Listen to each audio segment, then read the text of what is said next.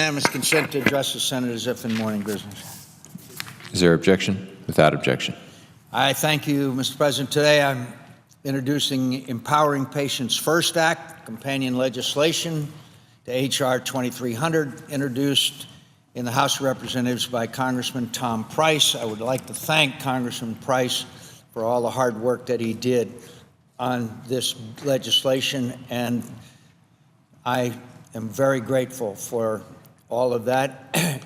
And I believe that this legislation would give patients, families, the doctors, the power to make medical decisions and not Washington.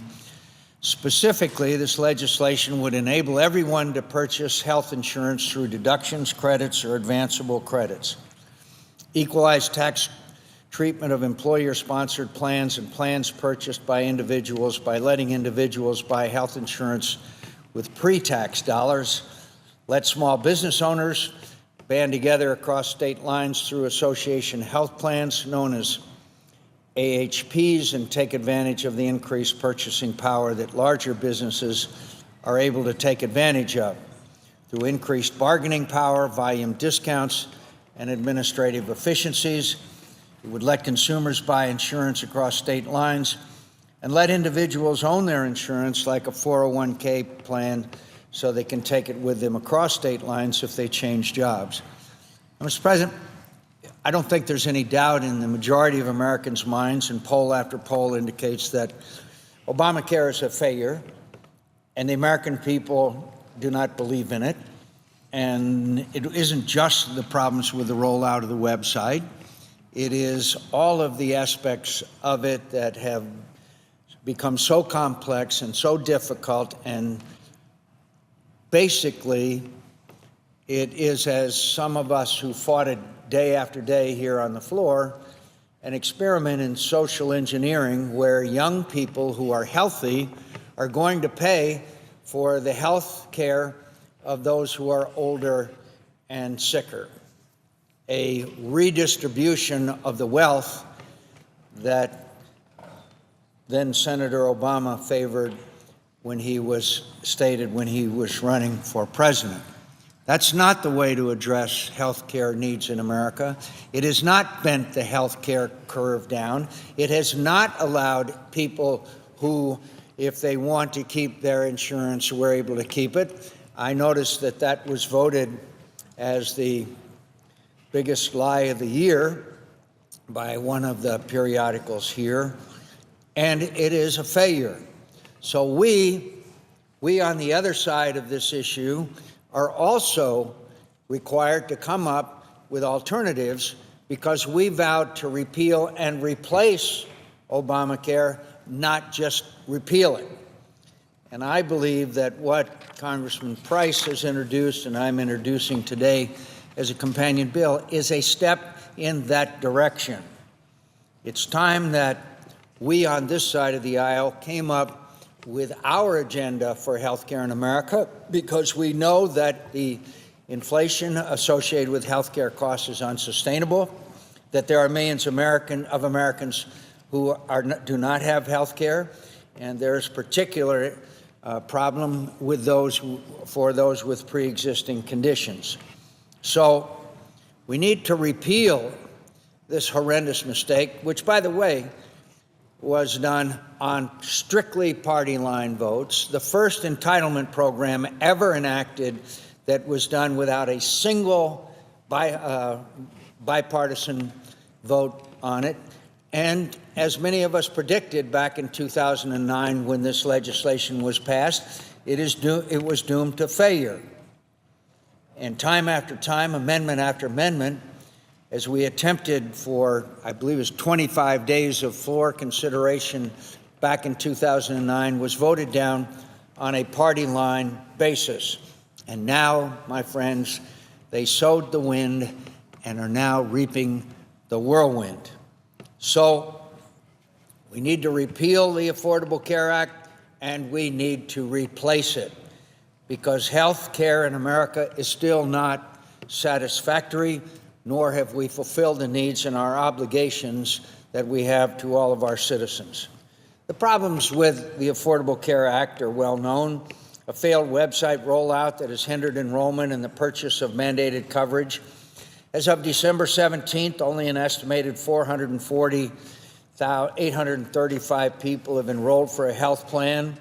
That's 6.2% of the enrollment goal of 7 million by March 31st, 2014. There's a destructive tax on medical devices that will discourage innovation and encourages these businesses to move offshore. We have already seen medical device manufacturers leaving the United States of America, as they said they would if they were taxed to the point where they could not be competitive with medical devices that were manufactured in foreign countries. The disappointment for Americans who are happy with their current coverage to keep their coverage. It's estimated that 10 million Americans will have their health plans terminated due to Obamacare. According to a December 17th Washington Post ABC poll, only 19% of Americans believe Obamacare is improving the country's health care system. Only 8% believe Obamacare is improving their insurance coverage. Only 5% of Americans believe their health care costs are decreasing as a result of Obamacare, and 47% of Americans believe the president's health care law is increasing the cost of their health care. It's clear that Obamacare is not working for the American people, and they have little faith in the administration's effort to fix our broken health care system.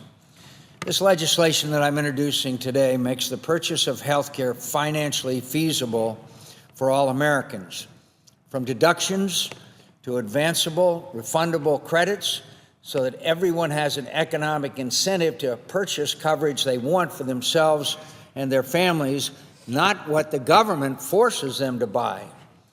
In addition, it allows greater choices and portability so that every health policy is owned by the patient, regardless of who pays.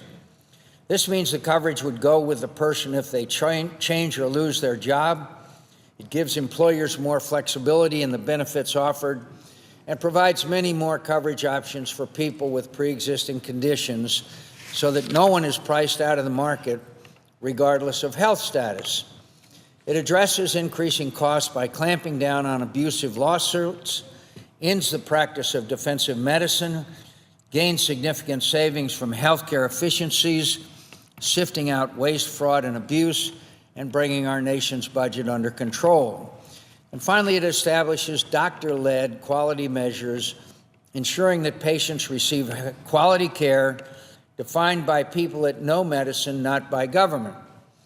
It encourages healthier lifestyles by giving employers and health policies more flexibility to offer discounts for healthy habits through wellness and prevention programs. If enacted, this legislation would save trillions of dollars. Douglas Holtz-Eakin, who is the former director of the Congressional Budget Office and one of the most credible people in this town, estimates this legislation would save American taxpayers $2.37 trillion in its first decade alone. According to the analysis of Mr. Holtz-Eakin, compared to current law, this legislation would produce smaller premium increases on average, yielding lower premiums than current law, nearly 19% for single policies and up to 15% for family policies, increase patient access to physicians, produce a 10% increase in medical productivity, and increase the number of insured individuals by 29%. Americans are looking for an alternative to Obamacare. This legislation is a step in the right direction and provide Americans an alternative that empowers patients, families, and doctors to make medical decisions, not in Washington, D.C.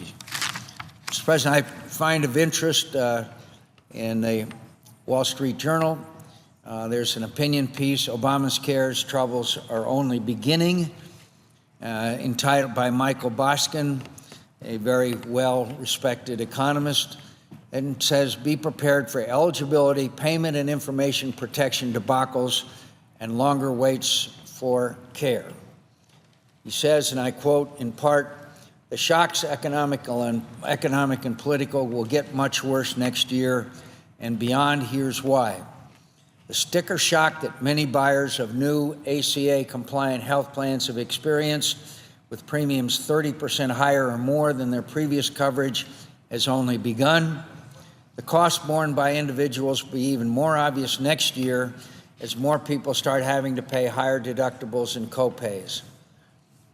If, as many predict, too few healthy young people sign up for insurance that is overpriced in order to subsidize older, sicker people, the insurance market will unravel in a death spiral of ever higher premiums and fewer signups.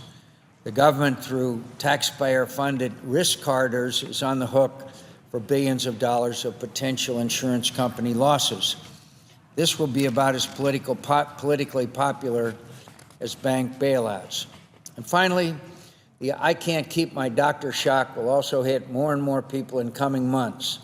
To keep prices to consumers as low as possible, given cost pressures generated by the government's rules, controls, and coverage mandates, insurance companies in many cases are offering plans that have very restrictive networks with lower-cost providers that exclude some of the best physicians in hospitals.